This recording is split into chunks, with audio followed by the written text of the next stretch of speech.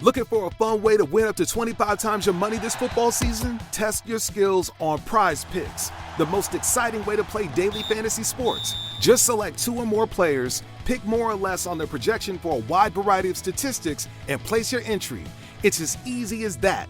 If you have the skills, you can turn $10 into $250 with just a few taps. Easy gameplay, quick withdrawals, and an enormous selection of players and stat options are what make Prize Picks the #1 daily fantasy sports app. Ready to test your skills? Join the Prize Picks community of more than 7 million football fans who have already signed up. Right now, Prize Picks will match your first deposit up to $100. Just visit prizepicks.com/get100 and use code GET100. That's code GET100 at prizepicks.com/get100 for a first deposit match up to $100. Prize Picks, daily fantasy sports made easy. Looking for a fun way to win up to 25 times your money this football season? Test your skills on Prize Picks, the most exciting way to play daily fantasy sports. Just select 2 or more players, pick more or less on their projection for a wide variety of statistics, and place your entry. It's as easy as that. If you have the skills, you can turn $10 into $250 with just a few taps. Easy gameplay, quick withdrawals, and an enormous selection of players and stat options are what make Prize Picks the #1 daily fantasy sports app. Ready to test your skills? Join the Prize Picks community of more than 7 million football fans who have already signed up. Right now, Prize Picks will match your first deposit up to $100. Just visit prizepicks.com/get100 and use code GET100. That's code GET100 at prizepicks.com/get100 for a first deposit match up to $100. Prize Picks, daily fantasy sports made easy. The following production is part of the We Be Geeks podcast collective.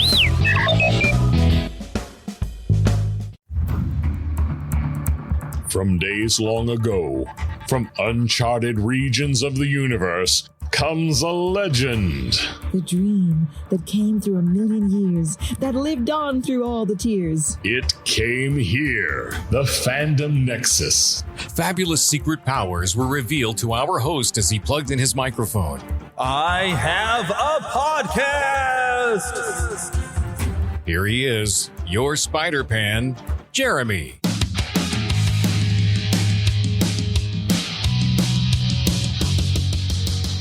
Hey, it's me! I know you've missed me. It's been a couple of weeks at least, and I was hoping to have more frequent shows. But, we've had some trouble getting things together. I've been dealing with a few things in life, but I'm glad to at least be able to come to you today with a new episode. It's just me today, although we're going to hear from Lost Boy Eric later on as he managed to get a chance to go out and see Black Widow, and also has watched the new Space Jam Legacy. I haven't gotten a chance to watch either one, although Philip and I do have plans to go see Black Widow at the drive-in this Friday because it's kind of a tradition where Vacation Bible School was completed. We go out. That's how we went to go see Bill and Ted last year, actually, I believe. But yeah, so it's tradition. We go out to the drive-in, we watch a movie, so we're planning to see Black Widow. He does have an HBO Max account, so if I wanted to, I could watch the sequel to Space Jam, but I'm not a big Space Jam fan, and I'm not a big fan of LeBron James, or even really basketball. And from the trailers, I wasn't really that interested. So, thankfully, Eric has watched this. He's got kids, so that gives him a lot more of an opportunity to watch a lot of different features, I think, with his family than I would have, because it's just me and my wife, and if neither one of us really want to watch the movie, we have no reason to watch it, so we didn't. So that's kind of the way the cookie crumbles on that. But anyway, we do have those reviews. I have a lot of fun things I've come across this week that I want to talk about with you. So we're going to just dive right on into some of the fun things that I have been doing. They're always more fun when I can talk to other people, but sometimes, it's just me. So we do what we must.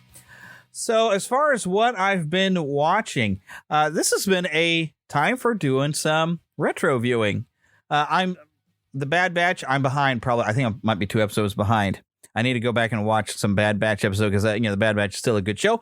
But I pulled out my Blu-rays of Chuck, Probably a week ago, something like that. I don't know, but I pulled out my Blu-ray set of the entire series of Chuck, and I kind of was watching them.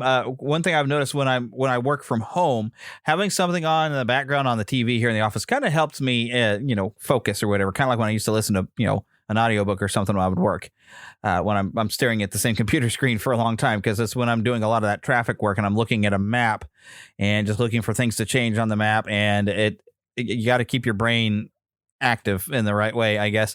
So I put in first season of Chuck, and so I've been watching Chuck, and I just adore that show. It's one of the few series that I can watch multiple times that I actually own, and I own a hard copy. I mean, I own the Batman animated series digitally, and I do have the complete He-Man and the Masters of the Universe on DVD. So there's very few series that I own in completion, but I mean, I do have a few. The Avengers. Earth's Mightiest Hero, the first one that Disney had put out on the Disney Channel.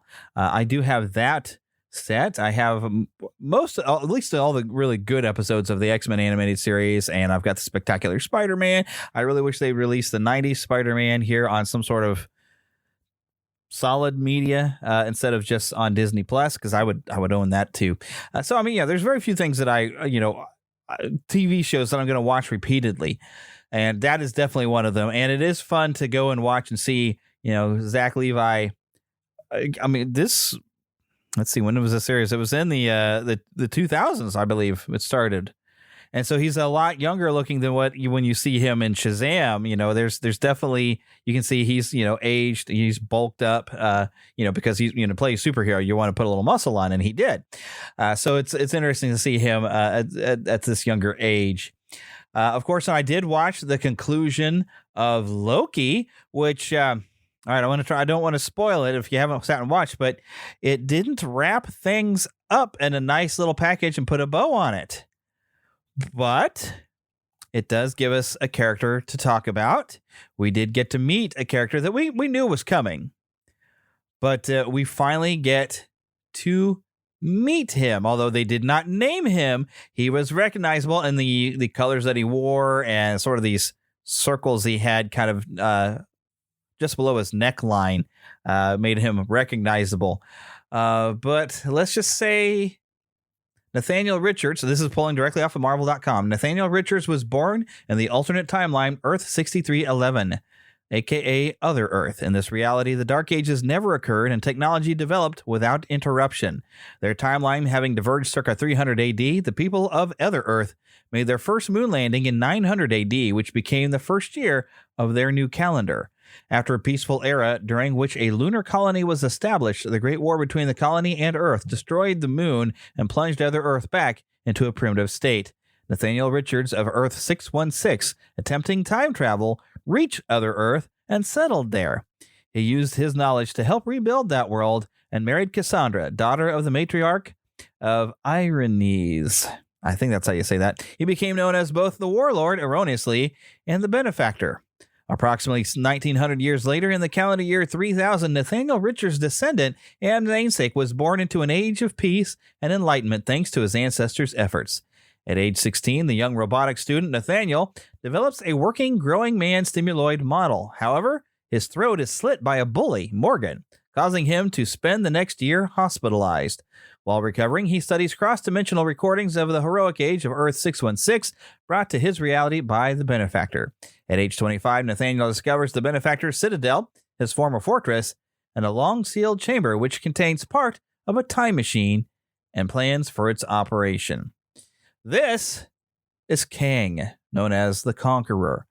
But he's got a lot of different identities. It's, there's a listing of other aliases: the Blue Man, Victor Timely, Blue Totem, Scarlet Centurion, Rama-Tut, King of Kings, Master of Men, Lord of the Seven Suns. Like others from his native era, Kang ages at a slightly slower rate than modern humanity and is more resistant to the effects of radiation, though he can be harmed by concentrated doses. He is an expert in time travel and the manipulation of time, and has mastered his future's advanced technology. He is an expert strategist, a veteran of armed and unarmed combat, and has an indomitable will to succeed through struggle. Kang's full body armor, composed of an unidentified future metal, enables him to lift 5 tons and can project a gravito-electromagnetic force field around him that is extendable up to 20 feet and can even shield him from a direct nuclear strike. The suit has its own self-contained atmosphere, food supply, and waste disposal system. Its weapons include anti-graviton particle projectors in his gauntlets, rendering weightless objects up to 2.2 tons, concussive force blasters equivalent to up to several thousand pounds of TNT, circuitry assessing his ship's time machine, or accessing his ship's time machine, I should say, or other such resources, allowing him to automatic recall of a few seconds, as well as enabling him to peer into various timelines and various other weapons that are regularly updated. Kang formerly used technology that transferred his mind into an alternate body upon the point of death. There is a lot of things here on the Marvel website. I could read this whole thing to you, but let's not. But this, that's just a short overview of Kang the Conqueror. And in case you didn't know who that was, in the end of the Loki series, well, not quite the end. He was kind of a primary character. And boy, that actor, Jonathan Majors, he was so good as Kang. And you never know what you're going to get with Kang. Because, there's times in different versions of him have been, I think we even mentioned a few episodes back that he was part of the Young Avengers with a different name. He pops up throughout different parts of time, different versions of himself. And they seem to be leaning on that in the cinematic universe, as was alluded to in the Loki series. But I like the way Jonathan Majors played the character. It was very, very interesting because he's affable and in his own sort of way, and yet very driven. And he's very driven in his purpose. And that's very similar to, the first time I really got to know much about the character was, speaking of that Avengers Earth's Mightiest Heroes animated series, I pulled out the 3-episode arc where he was introduced in that series, and he is focused on fixing the timeline to change something in his timeline. He needs to go back, and he wants to remove Captain America from the timeline because Captain America, you're not supposed to be in this timeline. Your era was back during your World War II. You shouldn't be here in the modern time. And it's your inclusion here that's causing the problems in my timeline. And so that's what they did in the animated series. And it was really interesting. So, yeah, Kang is a great character. He's going to be our big bad, and we can see him in various different forms in upcoming films and series. I'm sure we'll see him many times. Also, of course, we do have Madam Hydra, Val. She's got a big complicated name, but I like to just call her Madam Hydra. We've already seen her pop up once, and she pops up in an end credit scene in Black Widow. Even though I haven't seen it, I have got a lot of information about it. But I have been keeping up on that. The other thing I've been watching is, since I think I mentioned this a few weeks ago, I watched the Friends reunion, and I did enjoy it. It was pretty neat to watch, and it made me want to actually sit and watch Friends. And you know what? That show is funnier than I remembered it. I'm in the first season still, and it is, oh my goodness, it is a delight. It is a very, very funny show. So it's been fun to just sit and watch, and it's been a much needed relaxation for me. I'm very overstressed right now. I've got a lot of things going on and not going right. There was some potential turnaround for a few things. Hopefully this week I'm going to learn some things, and things are going to align for me. And I'll talk about it more if things kind of come through for me. Because right now, I have not been able to fully come back post COVID and being furloughed. I feel like I'm halfway there, but I'm not 100% back. But I am working on some different things. So hopefully it's going to work things out a little bit better than things have been. But I've definitely been struggling. So those of you who wish to support the show on Patreon, this is one of the best times you could, if you're not already doing it, this is a great time for you to do it. To support us on Patreon. I do have a link on the website, neverlandpodcast.com, or on patreon.com/neverlandpodcast. I would love your support. It really would help me to keep this show going. Otherwise, I may have to move this thing to Anchor or to YouTube or a free platform. And I really don't want to do that. I like the service that I'm paying for because it helps me to bring the show to you. And I feel like I still have ownership by paying for it instead of going to Anchor. So yeah, I'm not trying to beg for money or anything, but this is, if there's ever a time you thought about supporting the show, this is a wonderful time to do it. So what have I been playing? Of course, I'm still playing Animal Crossing, although my wife and I think we've reached a point where when we get to a beginning of month or a new season, that's where we want to jump in. We want to kind of see what sort of new things we can catch, new fish, new bugs, that kind of thing. We want to see what's new, but after a few days and a few weeks or whatever, you're like, well, okay. So it used to be I was consistent. Every day I would play because there's different things to do every day. I've now gotten to where, I'll miss a day and I'm like, yeah, whatever. Although it is interesting, your animal companions or friends, neighbors that you have on your island in Animal Crossing New Horizons will mention that they haven't talked to you in a while. Oh, hey, I haven't talked to you. I waited. One of them says, I waited outside your house thinking, well, maybe you'll come out sometime. They say things and they I guess they could guilt trip you, but they're not real people. So it's kind of like, oh, I'm sorry I didn't come out, but I was like, I've got other things I've been doing. In fact, I've actually been playing something different, and I need to get back on Red Dead Redemption 2. I don't want to neglect that game entirely. I do want to finish it, but Philip started playing the WWE 2K. I think he started playing 20 again, and also 2K19. And I was playing that with him, and I realized, I haven't really done much with the universe mode. Now, the universe mode, for those of you who've never played a WWE game or you don't like wrestling or whatever, that's basically you can create your own shows. You can play the current shows that WWE actually does have on, and you can create pay-per-views, but you set up a calendar and you just play, and you can put characters into assigned shows and go from there. Well, I've deleted all the WWE shows like Raw, SmackDown, and whatever. There was a 205, all that kind of thing. I have, guess what? It's the Fandom Nexus show. But of course is our Neverland show. I've built 2 different arenas. I had originally a Neverland podcast arena, which I still have that one, but I kind of tweaked it and turned it into the Fandom Nexus. I've created myself. I created Aerith Gainsborough from Final Fantasy VII. I've downloaded a lot of other characters. I've tweaked a few of them. There's somebody had made a Tila, and they made Gina Carano, Cara Dune, which I'm going to make an alternate outfit to turn her into Cara Dune. But I did tweak them because some people's concept of making female wrestlers is they will find any way to make them appear as naked as possible or something. And I was like, well, I don't really want that. I want them to look like I know them. And I thought it was fun having a Gina Carano that somebody had made because they did a good job. They went and got her face, because you can get a picture of someone's face and you can put it on the head of the character to make it actually look like a real person. So I put her in some UFC gear, so she looks like she's ready for a fight. I thought that was a fun idea. But so I did that. Tila, Ashira, but a lot of those were made by the same person, and they were like, over-sexualizing the character. So I tweaked the Shira and the Tila and the Gina Carano, and I think it's probably some other characters to make them more like I would recognize them. Philip made his own version of Tila, and he has made a Man-at-Arms and a Beastman that I downloaded. A lot of stuff I downloaded from him. Even he made a version of me. But Philip is funny how he likes to find a photo of me where I'm making a face or doing something with my eyes, because he loves that about me because I'm very animated, he says. So he likes to get a picture of me where I've got bulgy eyes and I'm giving him the crazy eyes, or my eyebrows are raised or something. I'm never just looking straight to where my face can animate properly. So he likes to make versions of me with crazy faces. But I've got 2 versions of me that he's made, and a version of him and some of our other friends. So I've got an entire show that's based upon some Marvel characters, some DC characters, some Masters of the Universe characters, some Final Fantasy VII characters, myself and my friends. We're all in a wrestling group, and we've created our own titles. A lot of them is like Philip has already made a title, so I'll just download his stuff, and then I'll create a title for a particular division.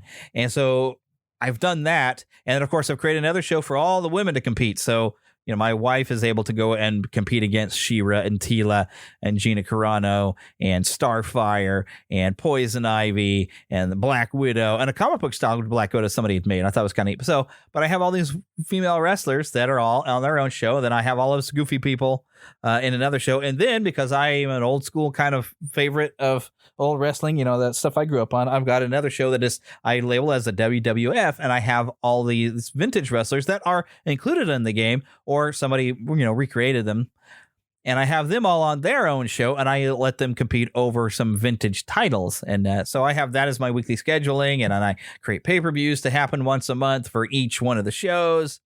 And I've been playing with that and just having a grand old time. It's something you don't have to take that seriously.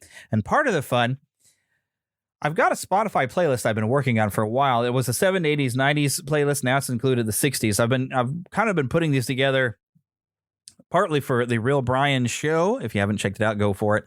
They've been doing some of our favorite songs of a decade, and they've gone down from this decade and went a decade at a time backwards.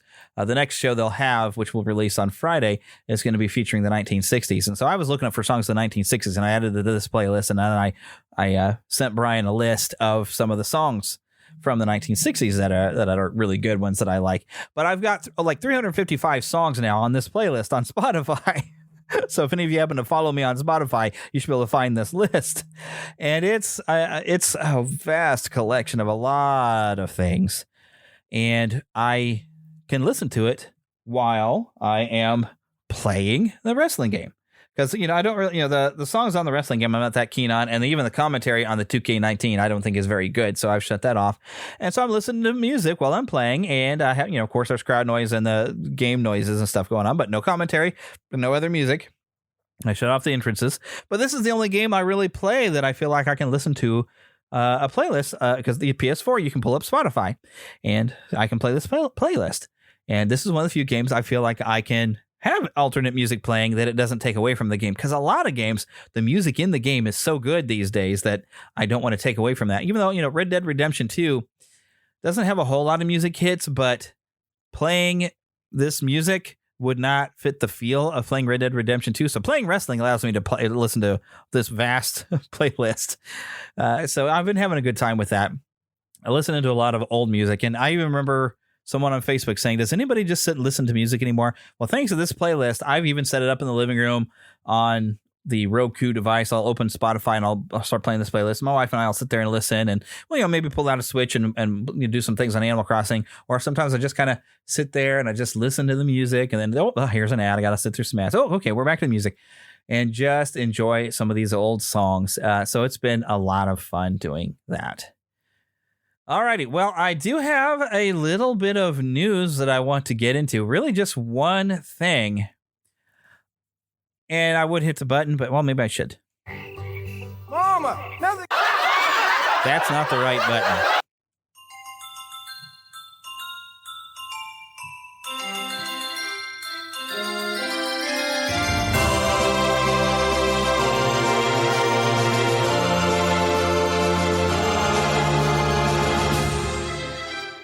Spanning the Disney and geek universe to bring you the best in comics, toys, movies, and entertainment.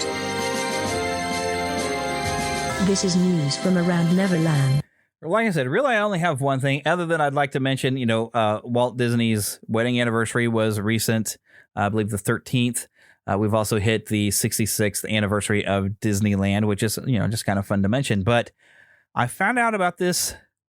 It looks like it would be a portable gaming device. It's a handheld, but you can get a dock for it and plug it into a TV. It's called the Steam Deck. It's being made by Valve. Now, those of you that have a Steam account, you're going to be familiar with this. This is where you can play a lot of PC games. You can buy a lot of them at discount prices, and even older games that they've kind of updated.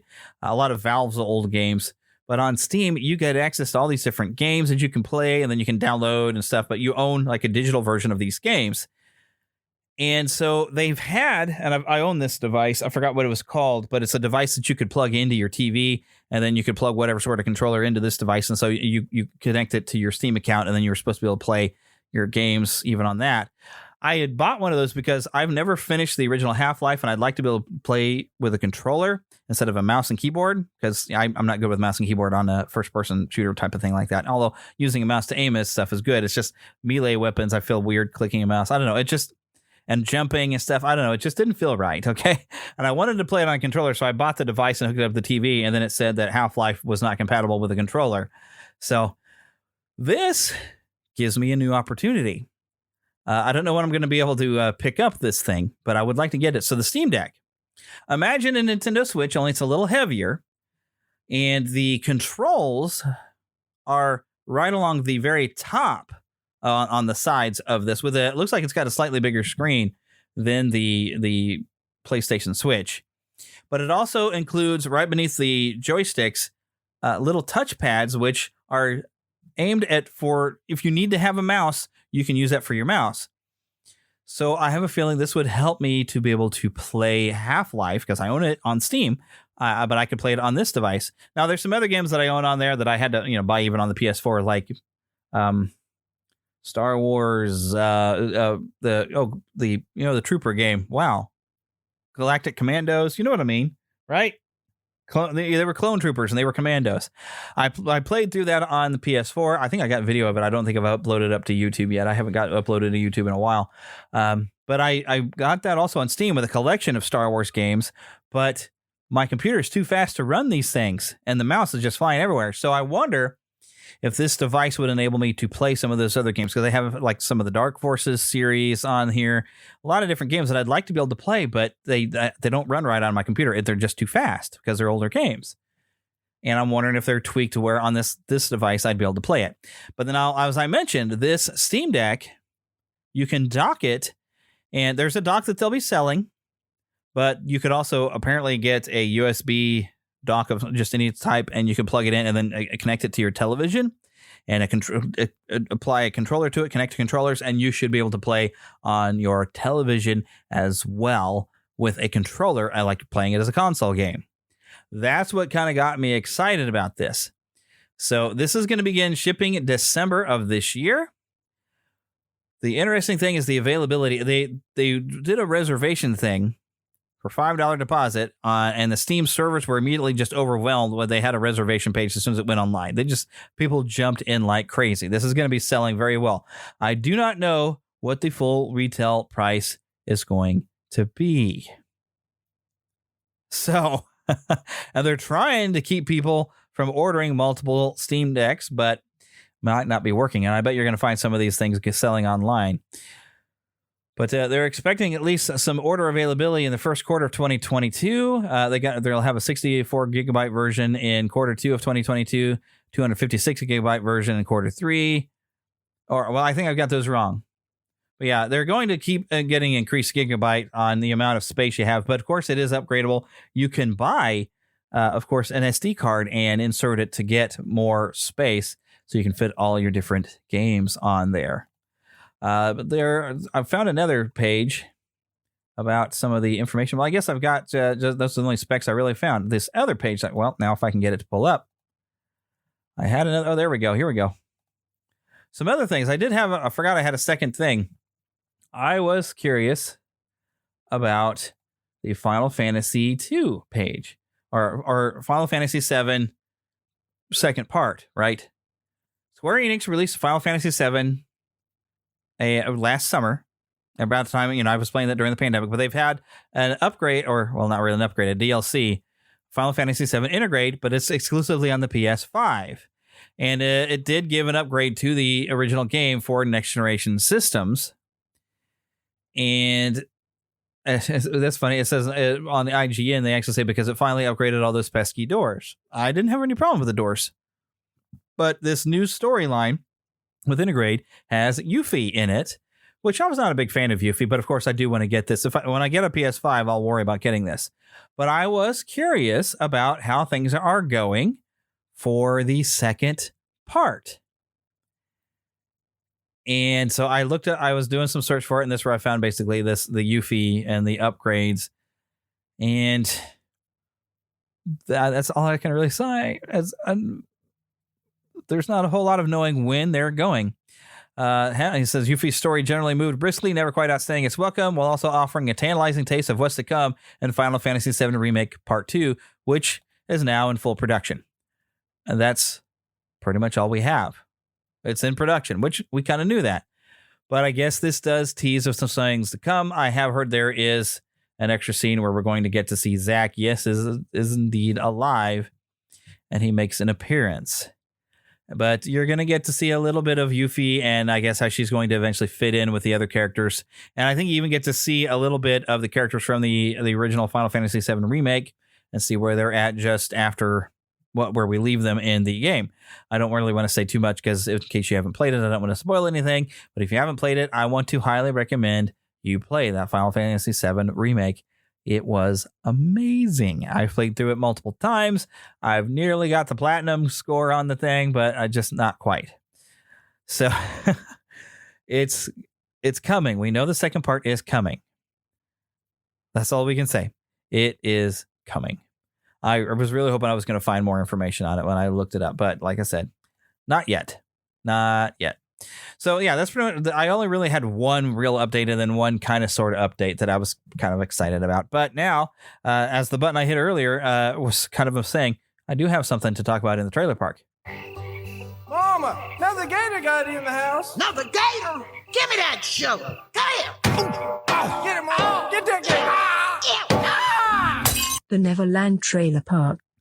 So we got to see a trailer for the new Pixar film set to be released March 11th of 2022, directed by Domi Shi, the 25th feature film from Pixar. It's called Turning Red, and the tagline is "Growing Up is a Beast." And what we see in this trailer, and I can't really play the audio because they played way too much of a pop song, and it's just going to ask me for a copyright strike. I mean, it really is.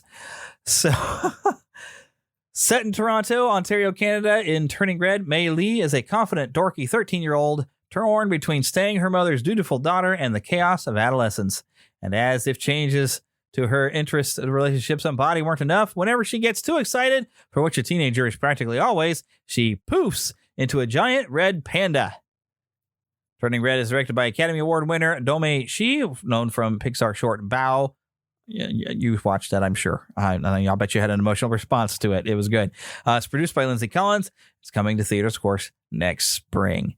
This, of course, I don't think we actually got to see a real scene from the movie. This seemed to be more like the tease, but we see our protagonist there, Mei Lee, and I guess Ming Lee, played by Sandra Oh. Rosalie Ching is playing Mei Lee, by the way, and Sandra Oh appears to be her mother, Ming Lee, and Mei Lee is in a classroom, and her friend bugs her and says, "Hey, your mother is standing outside," and her mother manages to embarrass her.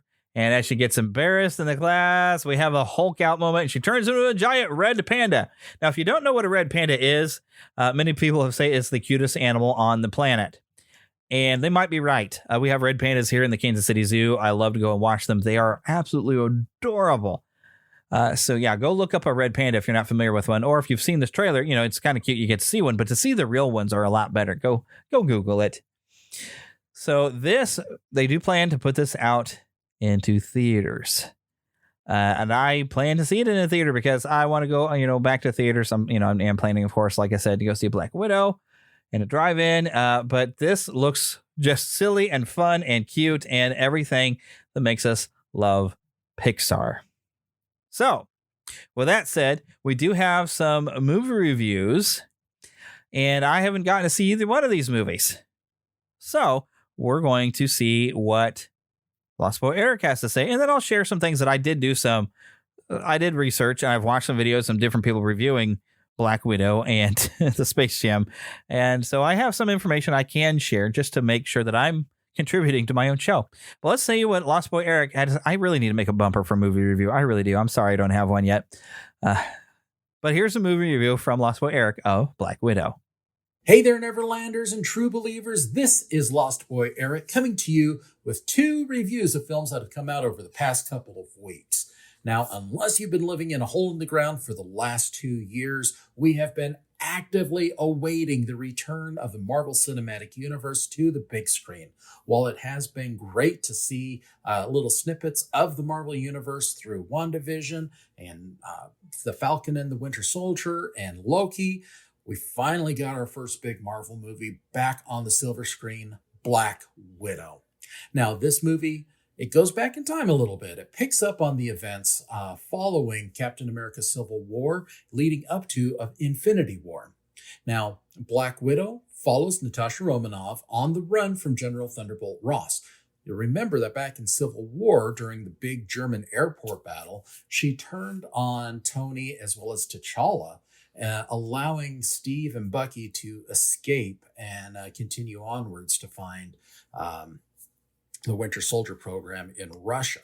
Well, in this film, it actually begins in 1995, where we see Natasha as a girl living in Midwestern Ohio. Her all-American family is there. You've got shots of fireworks and baseball games. only to find out that it's all a lie. She has been brought into this quote-unquote family to work undercover for the Red Room. And much of the film deals with the fallout of her experiences with this family. She ends up trying to track down the sister she had in this family. And of course, they're not all related. They were all brought together for this specific assignment, and then they separated afterwards. But she now has to reach out and find her sister, Yelena. Together, they work to bring down the Red Room. Now, we've gotten glimpses of it in the previous Avengers movies, where we've seen some of Natasha's training, and we learn the extent of what it is that the Red Room does and how they train their widows. We also learn a bit about how Natasha works to remove the red from her ledger and a lot of what that red represents. Of course, as she's working with S.H.I.E.L.D. and with the Avengers, she's trying to get rid of that. We touch upon Budapest, and yes, I did say Budapest, and what Hawkeye did and how that changed the course of Natasha's life. Now, while dealing with all of this distrust coming from a lifetime of being a spy, she does have to battle a hidden force, which is exemplified in Taskmaster. And, this comes from the Taskmaster we know in the comics, a mercenary who studies their opponents and learns how to, use their own moves against them. We see such things as the Widow's, run up the wall scissor kick, where she brings down enemies by their neck. We've got, we can see Hawkeye's technique of using a bow and arrow. We can even see how Taskmaster uses their shield much the same way that Steve uses his in battle, as well as, stomping on it and forcing it to come up from the ground and land on their arm. It's the action set pieces are pretty much everything we come to expect from a Marvel movie. Of course, this is nowhere near as grand or as big as Avengers Endgame. This is a very personal story. There aren't any universe-altering consequences as a result for it, especially since we know that this is a previous chapter. We know what Natasha's ultimate end happens to be through Avengers Endgame. It's kind of a peek back and giving us this opportunity to learn more about who Black Widow is and to see what Black Widow means to the Marvel Cinematic Universe moving forward. I do want to mention that it does introduce Yelena Belova as a potential equal for Natasha in skill level, but the trust that Natasha built up with the Avengers certainly is not there with Yelena. So it'll be interesting seeing what this means for the future of the Marvel Cinematic Universe. Along those notes, yes, there is a stinger at the end of the film, so you may want to stick around to catch that. Now, while Black Widow was very enjoyable, I don't foresee a large number of repeat viewings in my future. Now, it does help set up some of the rest of the pieces of the last two Avengers movies.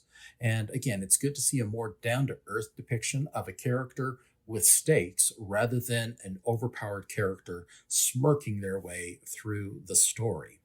Of course, the performance of, and now I'm forgetting his name, the guy who plays Red Guardian and was in Stranger Things and whose Funko Pop I have sitting in front of me is not coming to me at the moment.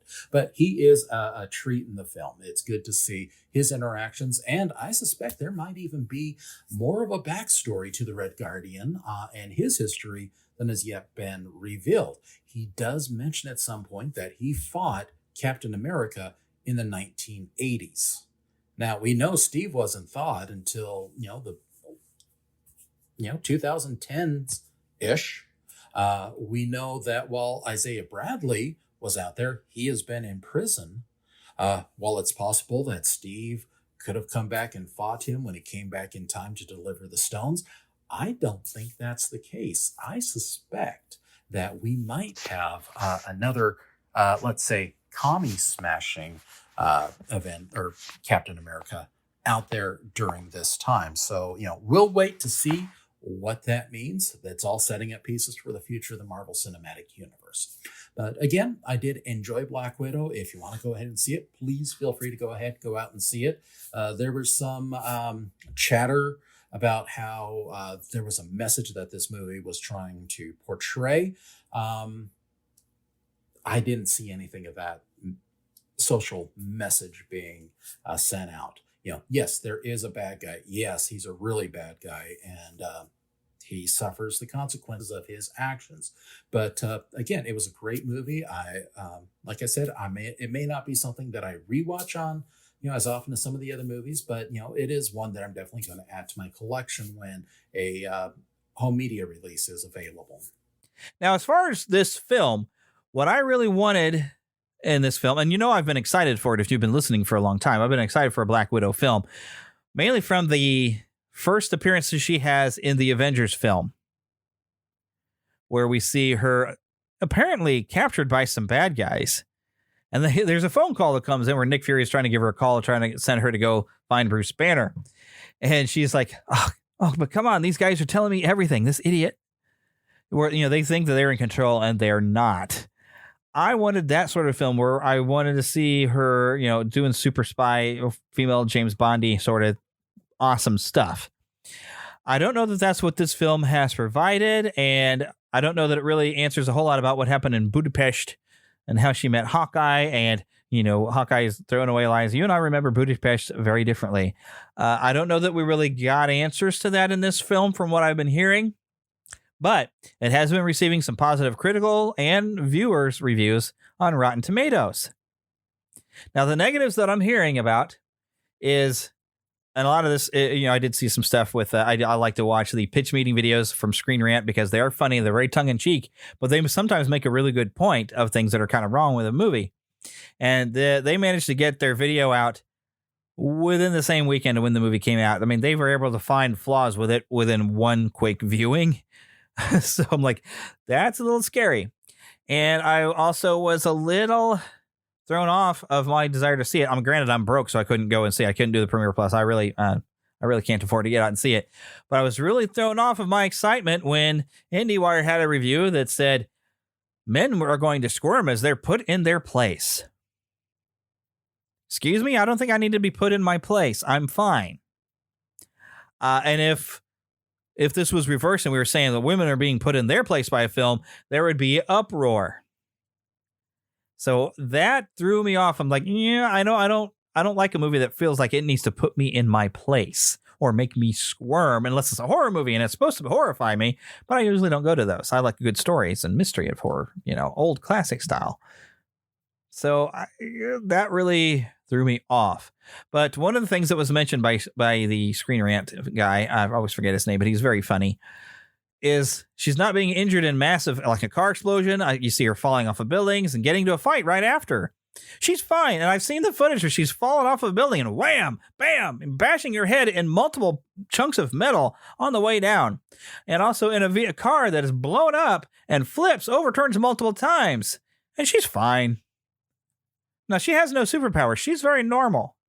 She should be injured. Something. So I see that and I'm like, I know that pulls me out of a little bit. So I'm a little iffy on that. We also have pheromones that prevent killing the main villain, which they brought up the question, well, why don't you just stand far away to where you can't smell the pheromones or the pheromones are not getting that nerve and shoot them? And this, of course, I feel like they really pulled this concept from Dick Jones and RoboCop, where one of the prime directives RoboCop has is he can't kill or arrest anybody of the, I forgot the name of the company. But those of you all of my age, you've seen RoboCop. You know what I'm talking about. OCP, he couldn't go a strike against anyone. That's how Dick Jones was able to get away with some stuff until he gets fired at the end. So, yeah, I find that to be interesting. But they mentioned it's like there's a surgically precise nerve severing as she breaks her nose on the desk by slamming her face into a desk, and that fixes it. So, and that, you kind of, what? Okay. So, another thing we've got going on is, Marvel has become habitual in gender swapping characters. They've done it in Ant-Man and the Wasp. They did it in Captain America: The Winter Soldier. They've added a female Loki into the Loki series, but Loki's been a female before. It has happened. He took over Sif's body at one point in the comics. So, but they seem to be leaning on that. And I don't want to spoil anything, but I have people compare what they've done with Taskmaster, which I was looking forward to seeing him as villain. They say, well, if you saw what they did to Deadpool in the X-Men Origins Wolverine movie, that's what they've done to Taskmaster. Kind of a mindless drone, barely speaks, nowhere near the level quality of character and presentation of Taskmaster we would want. And you can even see the obvious difference between the stunt person who has been Taskmaster all the way in the movie until we have the sudden surprise, which nobody was really surprised by from what I'm hearing. Yeah, but they noticed the body is completely different and smaller. So, I mean, they could have at least found another woman to play Taskmaster during the course of the film. So there's a lot of things working against this. And I've even had one reviewer I watched that pointed out similarities between this film and Ghostbusters 2016, where it seems all men are either dumb or villainous or say incredibly sexist things all the time. And I'm not down with that. I really did not like the Ghostbusters 2016. That was one of the biggest flaws they had. It was embarrassing seeing Chris Hemsworth playing this character in that movie. It was just, not to mention it wasn't funny. But overall, people are saying a lot of nice things. So I might be pleasantly surprised when seeing the film. And as you heard, Eric did enjoy this, although he doesn't feel like it's going to be one that he's going to watch repeatedly, which is kind of like Captain Marvel. I was able to enjoy it, but it's like, I'm not going to probably watch that again. So I'm not necessarily looking forward to seeing this film, but I will check it out because I really was looking forward to a Black Widow movie. I've wanted one for a long time, but I don't think they gave us what me or any other fans had really wanted. Now, let's hear what Eric has to say about Space Jam: New Legacy. Now, the other film that I got to watch this week was Space Jam: A New Legacy. This is the third big screen event in, I think, about 25 years, featuring the Looney Tunes.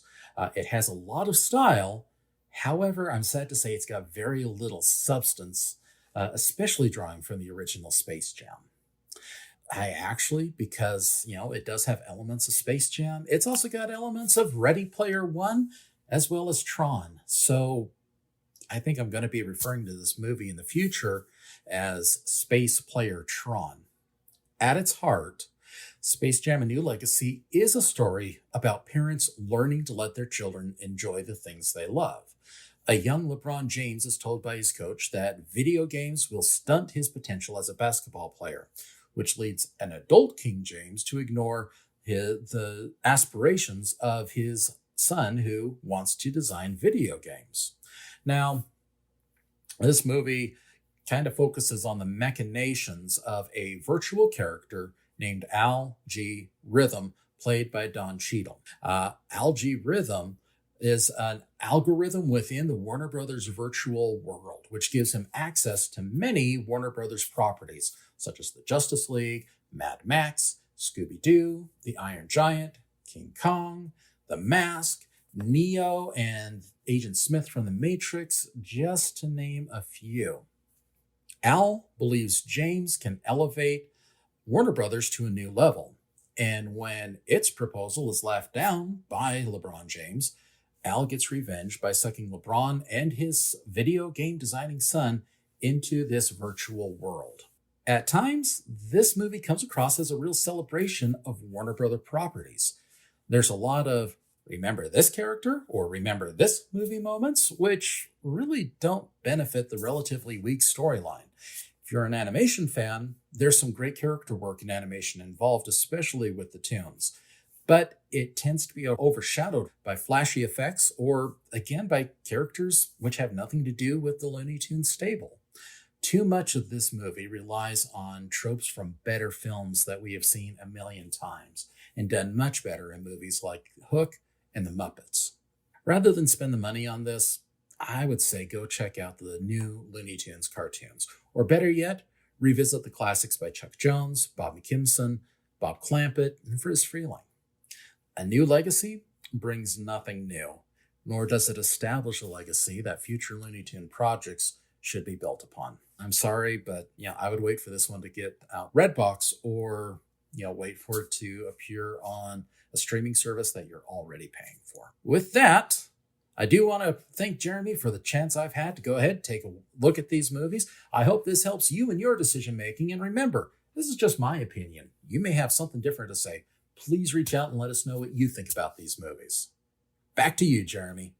Now, overall, you could hear that Eric did not enjoy it, and right now, looking around, the critics are shunning this, but there are some viewers that are enjoying it, but a lot of people are calling it a cash grab and flexing studio muscles by what characters they own, and in fact, you can find Pennywise the Clown wandering around in the crowd, which, what is he doing in a movie that, well, I think they were aiming for kids to be able to enjoy.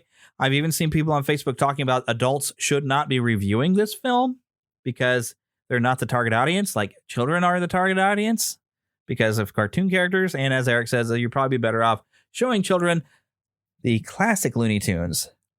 Sort of like this upcoming Yellowstone series. If you've seen this trailer, that Warner Brothers is destroying Hanna-Barbera piece at a time. Instead of watching that one, find a way to watch some classic Yogi Bear and classic Hanna-Barbera cartoons. I bet your kids would love those because you loved them watching them, right? So that would be my recommendation. These new versions are just not living up to it.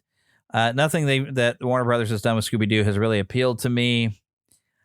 I love the classic Hanna-Barbera works, and the live-action films of Scooby-Doo I didn't really care for. I didn't see the second one because the first one I didn't enjoy. Scoob I didn't even watch. I'm just not confident in what they're going to do with Hanna-Barbera characters. Although the new shorts, I think I've watched one of them on HBO Max, but Eric apparently has been enjoying those, the new Looney Tunes shorts, I should be specific about, because they are trying to be in the old style, although I still find it funny that Elmer Fudd is not allowed to have a gun, but an axe is okay, because somehow or another that's better. So yeah, Warner Brothers is... Yeah, I think I've said enough. But this is not the show where I like to try to be negative about everything all the time. I mean, there are definitely some things that I can say that are, things are not as well as I should like. But we want to have some fun and be able to enjoy things on this show. Unfortunately, I don't have anything that I can say that I really enjoy about any of these movies because I haven't seen either one of them, and one of them there are people enjoying. But definitely go check them out yourself and see what you think. If you would like to watch them, go watch them. I'm definitely not going to tell anybody not to watch one of these things, but I'm not encouraged on either of these movies to watch either one of them. But there are some exciting things to look forward to whenever we get a Final Fantasy VII Remake Part 2, which is probably going to be a PS5 exclusive, and I don't know when I'm going to be able to afford a PS5. It's got a long time coming. So that might be my package game, Maybe I'll get my PS5 with the Final Fantasy VII Remake Part 2. Might come all together. And then, of course, I am excited about the concept of the Steam Deck and be able to play all these different games in a console format because I'm more of a console gamer. So with that, I'd like to thank Karen Kennedy, Ricky Pope of Christian Nerds Unite, and Darren Wilhite of the Wilhite and Wall Show for their help in making our intro. Of course, remember to follow us on twitter.com/NeverlandPcast. We're on Facebook.com, Neverland Podcast. We also have a Facebook group, Facebook.com/groups/Neverland Podcast. You will find all of those links, of course, on our website, NeverlandPodcast.com. You can leave us a voicemail, 816-226-6492. And, of course, remember to donate through the Patreon.com/Neverland Podcast. Oh, and hey, leave us a review. I have some great reviews on the front page from My Podcast Reviews. By the way, if you happen to be a podcaster, My Podcast Reviews, for a very low fee, will collect all of the reviews from everywhere that reviews can be left, from Stitcher and Anchor and everywhere, and send them to you so you can see what all your reviews are saying. I highly recommend that service. I thank them for being a sponsor on this show. If you go to the website right there in the front and click on where it says My Podcast Reviews and click on that link, if you make a purchase, I get a little feedback or help. I get a little kickback. That's the word I'm looking for, a kickback. So yeah, if you decide to check out My Podcast Reviews, please go and click through my links. That would be fantastic. But until next time, remember, get lost in an adventure. An avid cyclist dreams of turning his passion into a business. He consults his banker to help find the best path. Now bike wheels are being built, and all it took was a little push to get rolling. First Horizon Bank. Let's find a way. Go to firsthorizon.com/Clint. Ew, Gotta get rid of this old Backstreet Boys t-shirt. Tell me why. Because it stinks, boys. Tell me why. I've washed it so many times, but the odor won't come out. Tell me why. No, you tell me why I can't get rid of this odor. Have you tried Downy Rinse and Refresh? It doesn't just cover up odors, it helps remove them. Wow, it worked, guys. Yeah. Downy Rinse and Refresh removes more odor in one wash than the leading value detergent in 3 washes. Find it wherever you buy laundry products.